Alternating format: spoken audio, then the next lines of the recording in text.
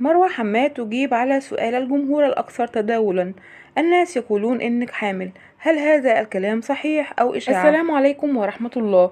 من وقت لآخر تتردد بعض الإشاعات عن مروة حماد عن خبر حملها للمرة السابعة، وبعد أن ضحكت مروة حماد على هذا السؤال وقالت للسائلة أن هناك الكثير والكثير جدا من الإشاعات التي يتم تداولها عنهم على السوشيال ميديا من وقت للآخر، فكيف للسائلة أن تقوم بالتعليق على هذه الإشاعة على وجه الخصوص؟ المعروف عن مروة حماد في العائلة إنها من أكثر المتفاعلين مع المتابعين في السوشيال ميديا، وذلك على مستوى عائلة مجداد، فدائما ما ترد على الجمهور ودائما ما تقوم بعمل حلقات بس للرد على أسئلتهم المتكررة عبر سناب. ولكنها في الفترة الأخيرة نتيجة الأحداث الجارية في دولة فلسطين في حالة عدم نشاط تماما على حساباتها الرسمية. الآن وبصوت مروة حماد نسمع الإجابة على هذا السؤال. لا إشاعة. وأجابت كما سمعنا أن هذه إشاعة تم تداولها عنهم في الفترة الأخيرة، وأنها هي وخالد مقدار ينتظروا الآن حمل نور وينتظروا أحفادهم من الوليد ابنهم الأكبر. وجدير بالذكر أن الوليد مقداد منذ أكثر من عامين تم زواجه هو ونور مقداد، وإلى الآن ينتظروا طفلهما الأول،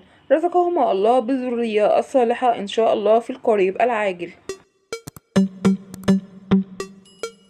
وجدير بالذكر أن سند مقداد هو طفل مروة حماد الأخير والسادس، والذي يبلغ من العمر 3 أعوام، وتعرضت في أثناء حمله إلى بعض المخاطر الصحية، فتعرضت لنقص حاد في هيموجلوبين الدم أثناء حملها، وأثناء الولادة اضطروا إلى نقل دم لها، وكان من عصوم مقداد التي تبرع لها بالدم وهو ابنها الثاني. من وقت لآخر تقوم مروة حماد أثناء زيارتها دولة الأردن بأخذ جرعات من الحديد عن طريق المحاليل الطبية في مركز أخيها الدكتور إبراهيم حماد، فهي وكما ذكرت تعاني دائما من نقص حاد في الهيموجلوبين، وهذه كلها معلومات ذكرت على لسان مروة حماد في بعض فيديوهات التي تقوم جنب بثها عبر قناتها الرسمية على يوتيوب.